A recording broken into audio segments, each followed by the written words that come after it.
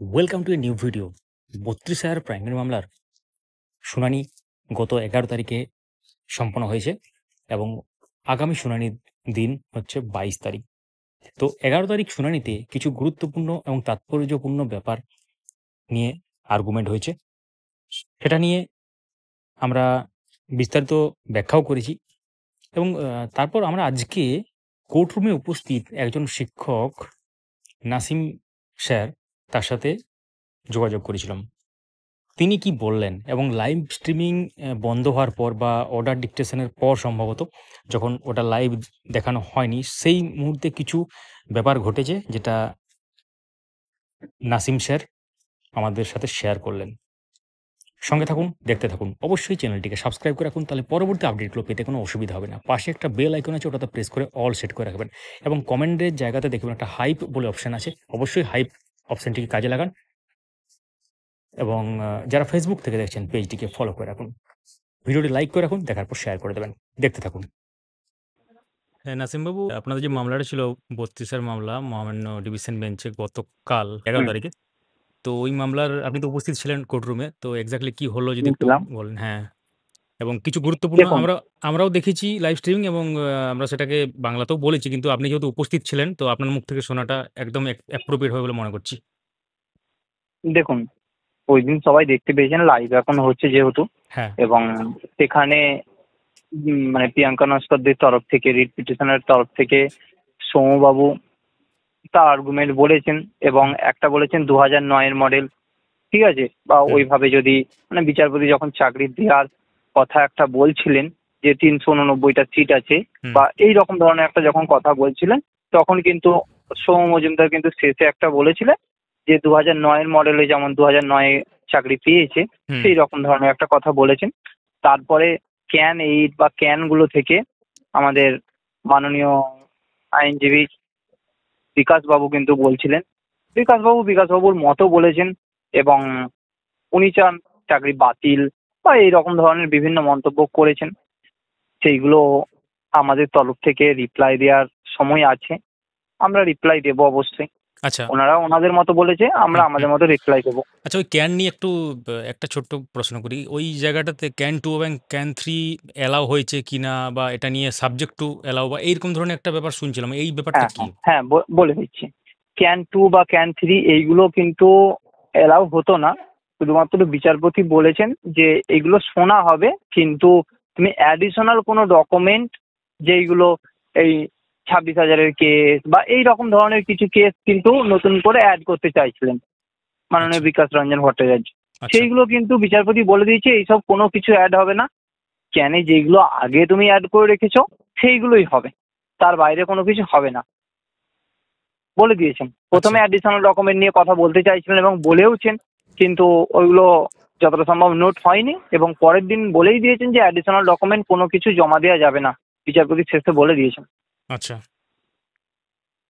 দিয়ে তারপর মাননীয় সিনিয়র অ্যাডভোকেট বিকাশবাবু যে বললেন, তারপর কি এটা কি পরবর্তী দিনেও উনি কি আজকে শেষ হ্যাঁ করেছেন না হ্যাঁ, পরের দিনেও? পরবর্তী দিনেও উনি টাইম নিয়েছেন। আচ্ছা, পরবর্তী দিন উনি ওনার মতো বলবেন, তারপরেই যতটা সম্ভব ওনাদের আর্গুমেন্ট যতটা সম্ভব সেদিনে শেষ হতে পারে, সম্ভাবনা আছে। আচ্ছা। তারপর আমাদের তারপর রিপ্লাই বা রেসপন্ডেন্ট তারপর রিপ্লাই হবে, হ্যাঁ আমাদের তরফ থেকে রিপ্লাই হবে।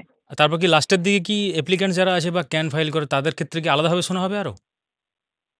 না না, তেমন তো কিছু বলা হয়নি, আচ্ছা, আচ্ছা, এখন তো শোনা হচ্ছে, আচ্ছা, আচ্ছা। শুনেই নিচ্ছেন তো। আমার তরফ থেকে হ্যাঁ, সব হ্যাঁ, থেকে হ্যাঁ। 15 দিন শুনেছেন, প্রিয়াঙ্কা নস্করদের তরফ থেকে এতদিন শুনছেন, হুম, হুম। সবই বিচারপতি কিন্তু সবটাই শুনছেন, মানে কেউ শুনবো যদি না না বলেন বলতে না, পারে যে সবার আমাদের শোনা বক্তব্য হয়নি। শুনছেন। হ্যাঁ, হ্যাঁ। হ্যাঁ একদম, সব বক্তব্যটা পুরোটাই শুনছেন এবং দেখা যাক কি হয় শেষ হ্যাঁ, হ্যাঁ। পর্যন্ত। না, সে তো আমরা অবশ্যই আমাদের জাজ লড়াই দেব অবশ্যই, অবশ্যই।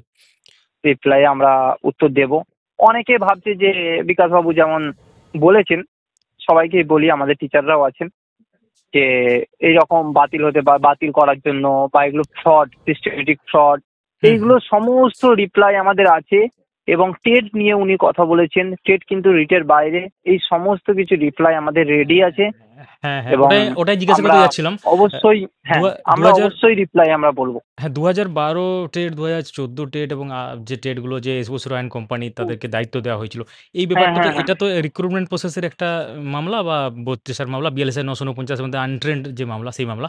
তার মধ্যে টেটের একদম। ব্যাপার তখন সিনিয়র অ্যাডভোকেট যখন বলছিলেন, তখন এদিকে মাননীয় বিচারপতি তখন বলেন, যেটা দেখলাম আরকি, যে এটা তো ওভার হয়ে গেছে। টেট ২০১৪ ওভার হয়ে গেছে, তাহলে ওটা নিয়ে কেন? মানে এই ধরনের একটা হুম, হুম, মানে হুম। বলেছেন, বলেছেন, হ্যাঁ, বলেছেন। এটা বলেছেন।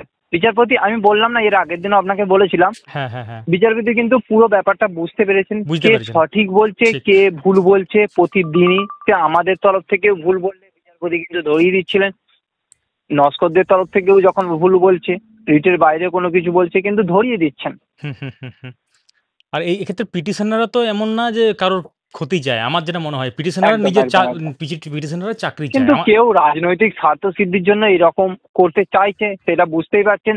যে যিনি আমাদের রায় দিয়েছিলেন তিনি এখন কোথায় সবাই দেখতে পাচ্ছে। হুম। এরা পুরো রাজনৈতিক চাল, আমরা হয়ে গেছি গিনিপিগ। এইটাই ব্যাপার।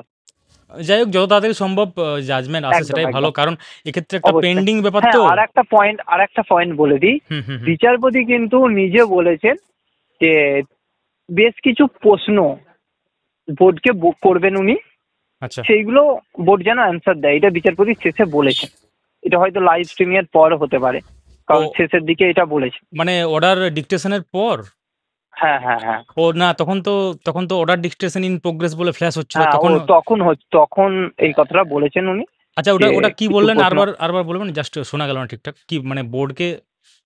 বোর্ডকে কিছু প্রশ্ন করবেন আচ্ছা, বিচারপতি। আচ্ছা, সেই প্রশ্নগুলো অ্যান্সার বোর্ড দেবে বলেছে। বিচারপতি নিজে প্রশ্ন করবেন বেশ কিছু আচ্ছা, প্রশ্ন আচ্ছা। এই এই কেসের ব্যাপারে। আচ্ছা। ওই স্যার ওই ৫ নম্বর দেওয়ার যে ব্যাপারটা, ওই জায়গাটা একটু ক্লারিফাই করবেন। একটা প্রসঙ্গ উঠেছিল যে ৫ নম্বর দিয়ে দেওয়া হোক হ্যাঁ, বা হ্যাঁ, কাট হ্যাঁ। অফ ডেট বা কাট অফ ৫ ডেট। নম্বর দিয়ে দেওয়া বলতে ৫ নম্বরটা হচ্ছে অ্যাপটিটিউড টেস্টের মামলা। হুম, ও যারা কেস করেছে হুম, ওনারা বলছেন যে আমাদের অ্যাপটিটিউড টেস্ট হয়নি, হুম, হয় ৫ বাতিল যাবে, হুম, নাহলে ৫ দেওয়া হবে, হুম। না হলে অ্যাপটিটিউড টেস্ট হবে। আচ্ছা, এইটা হচ্ছে ব্যাপার। তার জন্য বলেছেন যে যাদের যাদের ৫ আছে, ৫ আছে, ৫ নাম্বার দেওয়া হোক, বা ৫ নাম্বার ৫ নাম্বার কাউকেই দেওয়া যাবে না। এটা আচ্ছা। ওদের বক্তব্য। হুম, হুম, হুম। মানে এটা মানে উঠেছিল কথাটা আরকি, সেজন্য জিজ্ঞাসা করলাম হ্যাঁ, আরকি। হ্যাঁ, এই কথাটা উঠেছিল। তাহলে আল্টিমেটলি এগুলোই হয়েছে আরকি, যেটা বোঝা হ্যাঁ, গেল। হ্যাঁ, হ্যাঁ, হ্যাঁ, আর এটাই, এটাই। তারপরে ওই বোর্ডকে যে প্রশ্ন করার ব্যাপারটা, তারপর কি আর কিছু হয়েছে? না ওটাই না, ওটা না, হয়ে ওইটাই লাস্ট, ওইটাই লাস্ট, আগামী ওইটাই ২২ লাস্ট। তারিখে ২২ তারিখে তারপর আছে? হ্যাঁ, নেক্সট ডেট আছে ২২ তারিখ। বাকি ২২ তারিখ বিকাশবাবুই বলবেন। আচ্ছা, তারপর আশা করি ওনাদের শেষ হলে আমরা রিপ্লাইয়ের সময় পাবো, এবং আমরা অবশ্যই রিপ্লাই দেব, আচ্ছা। তার মানে ২২ ভালোভাবেই তারিখের দেব। পর ২২ তারিখের পর হয়তো ২ টো দিন, মানে সম্ভাব্য, এটা তো বলা যাবে না আগে থেকে। সম্ভাব্য ২ টো হুম, দিন হুম। হয়তো রিপ্লাই দেওয়ার জন্য থাকবে। তাই তো? হ্যাঁ, হ্যাঁ, হ্যাঁ, সম্ভাব্য যেটা। আশা করি, আশা করি। হ্যাঁ, সেটা তো সময় বলবে কদিন হুম, হবে হুম, সেটা হুম। তো বলা যাবে না, না? তো ওটাই আরকি। একদম। ঠিক আছে। থ্যাংক ইউ সো মাচ ঠিক আছে। স্যার। ওকে।